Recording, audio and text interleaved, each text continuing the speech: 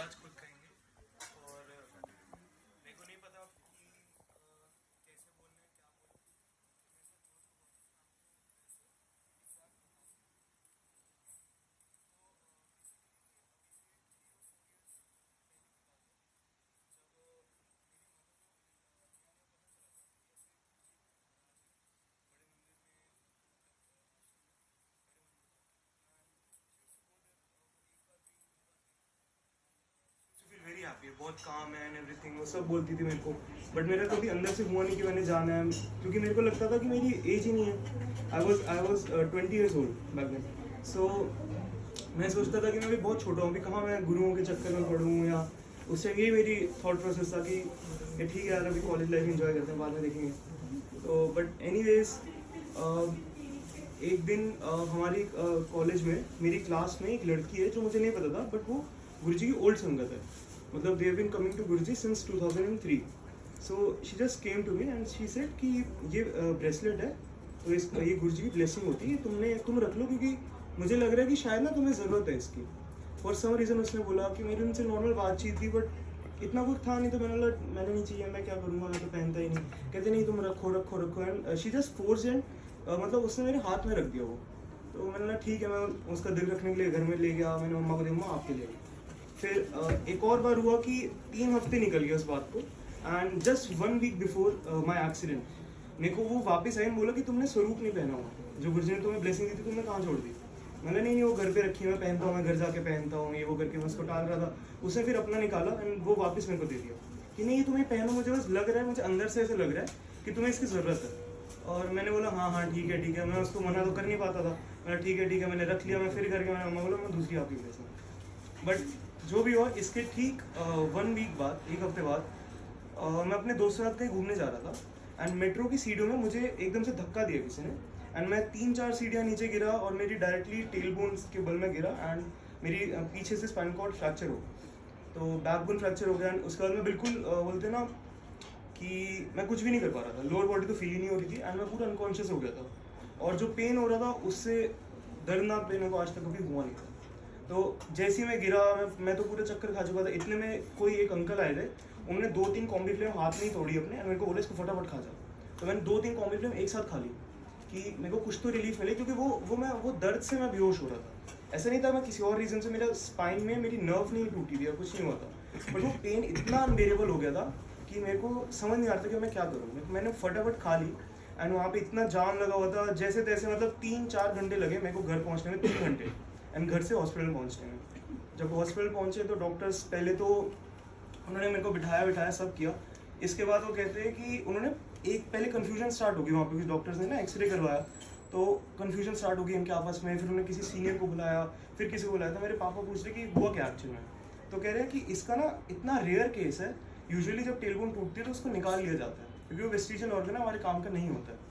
तो उन्होंने बोला कि इसका इतना रेयर केस है, हम इसको हाथ नहीं लगा सकते, हम इसको स्क्रू नहीं कर सकते, हम अंदर रॉड नहीं डाल सकते, हम इसको बाहर नहीं निकाल सकते।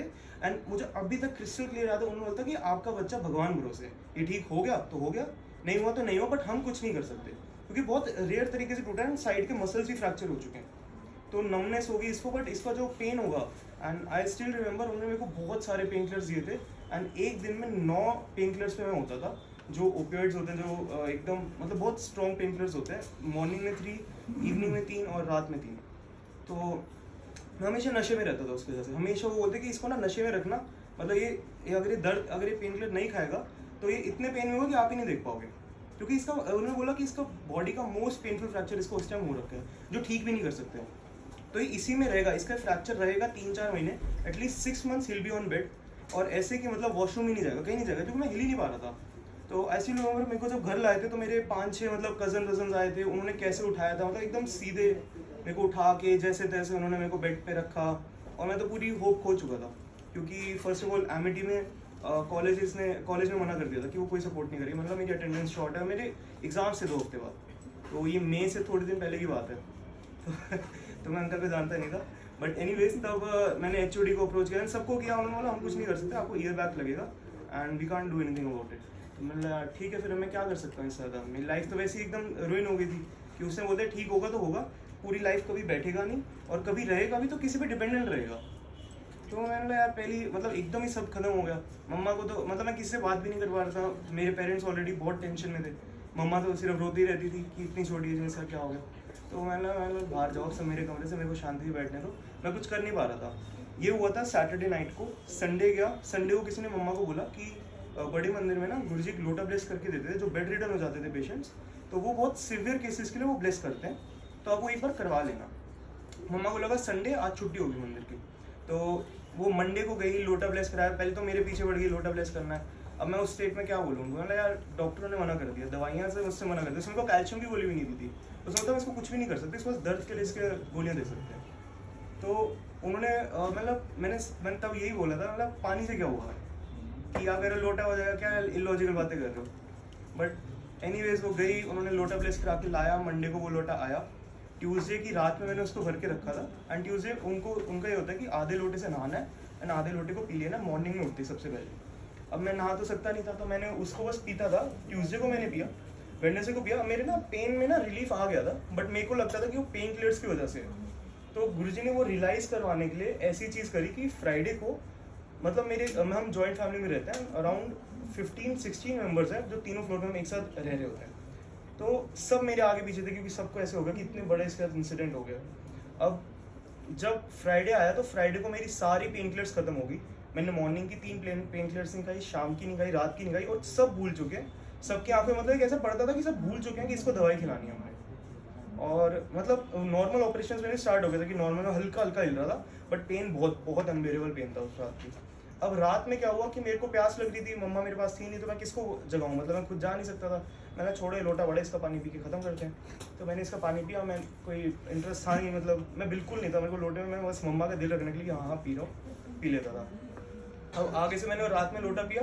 अब इसके बाद ना मेरे को इतनी तेज़ भूख लगना स्टार्ट हुई कि मेरे से वो नहीं हो रहा था, सहन नहीं हो रहा था। मैंने यार किसको जगाऊँ, मैं जैसे तैसे सो रहा हूँ, इधर ऐसे इधर करके सो रहा हूँ, मेरे से कंट्रोल नहीं हो रहा था। एकदम से ना आग लगने लगी कि कुछ खाना है जैसे तैसे। तो एकदम झटके से मेरी नींद खुली, मेरे को भी याद है, और मैं बस उठा बेड से। नॉर्मली मैं भूल गया कम्प्लीटली कि मैं बेड रिडन हूँ। And it was just 6th day of my accident, जब डॉक्टर ने बोल दिया था कि 5-6 महीने बेड से हिलेगा नहीं आपका लड़का। और मतलब बहुत उसने तो बहुत ही कुछ बोल दिया था। तो फ्राइडे की रात को, मतलब सैटरडे की ही मॉर्निंग में, अर्ली मॉर्निंग में ये मैं नॉर्मल गया, किचन में गया, अपना मैगी, मैं भूल चुका था बिल्कुल कि मैं बेड रिडन हूँ, मेरे को उठना अलाउड नहीं है और मैं उठ भी नहीं सकता। और पेन तो कुछ थी ही नहीं उस टाइम, कुछ भी नहीं थी। तो मैं सैटरडे को मॉर्निंग में, रात में ये अपने लिए वहाँ पे मैंने देखा क्या पड़ा है, मैगी पड़ी, तो ना ये फटाफट बनाते और वो करता हूँ। इतने में पापा को कॉल आया कि किचन में कौन है। मैंने स्पर्श को, मेरे छोटे भाई को कॉल किया, तो वो तो सो रहा है। मैंने मैं ही हूँ, क्या हो गया। तो कहते तू खड़ा कैसे, तो मेरे को समझ नहीं आ रहा था कि ये क्या बोल रहे हैं। मैंने पापा कैसे खड़ा हूँ, तो खाना बना रहा हूँ। तो इतने में मम्मा पापा बाहर आए, कहते तू खड़ा कैसे। तो मतलब बस खड़ा। फिर मेरे को धीरे धीरे ऐसे हो कि हाँ यार खड़ा हूँ। तो मतलब जो भी था, पेन मेरे को बिल्कुल जीरो हो चुका था। मैं नॉर्मली बैठ के अपना खाना खाया और लेट गया। अब नेक्स्ट मॉर्निंग तो ओपीडी बंद था, तो मंडे को गए डॉक्टर के पास। तो डॉक्टर ने पहले तो उसको समझ नहीं कि मैं चल के कैसे आ रहा हूँ, उसको स्ट्रेचर पे आएगा। तो मैं चल के आ रहा था। उसने बोला कि ये कैसे है ये, मतलब वो पहले तो 2 मिनट शॉक में गया। तो फिर उसने मेरे को लिटाया, फिर उसने मेरे बोन्स को ना प्रेस करा, पता नहीं क्या उसने करा। तो उसने बोला, तब एक बार उसने जब किया तो मेरे को बहुत जोर से पिंच हुआ, दर्द हुई। तो वो बोलता कि इसकी बोन की ना हमारी स्टेजेस होती है जुड़ने की, इसका बोन लास्ट स्टेज पे है, तो आई थिंक विद इन हफ्ते भर में ये ठीक हो जाएगा आपका लड़का। तो उसने बोला इतनी फास्ट रिकवरी कैसे कर ली। पापा बोलते पता नहीं। पापा ने भी कुछ नहीं बोला, ना मैंने कुछ बोला, क्योंकि आई थिंक तब भी मैं बिलीव नहीं कर पा रहा था कि वो जल प्रसाद से मैं ठीक हुआ, क्योंकि तब भी सेंस नहीं बन रहा था उन बातों का। फिर ऐसे करते करते मतलब ये हुआ था कि जिस सैटरडे को मेरे को लगी थी, उसके नेक्स्ट टू नेक्स्ट सैटरडे मैं जिम भी गया था, मैं कॉलेज भी गया था, मैंने एग्जाम दी। मतलब इतना ठीक हो गया जैसे कुछ कभी हुआ ही ना। तो ये मेरा सत्संग है। कमाल कर। ये 2022 और थैंक यू अंकल, आपने शेयर किया। अगर नहीं करते हैं ना तो बहुत बड़ी चीज़ मिस हो जाती है हमारे।